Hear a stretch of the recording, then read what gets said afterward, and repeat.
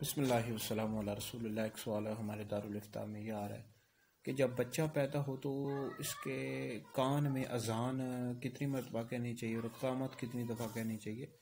तो याद रखें, मुस्ताहब यही है कि जब बच्चा पैदा हो तो उसके कान में अजान दें और बाएं कान में इक़ामत कहें।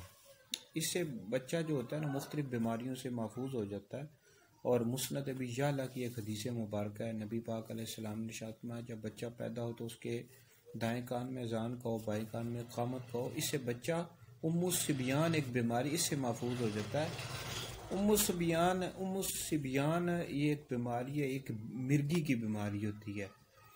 तो यानी इससे बच्चा महफूज हो जाता है और दीगर बीमारियों मुसीबतों से भी महफूज हो जाता है।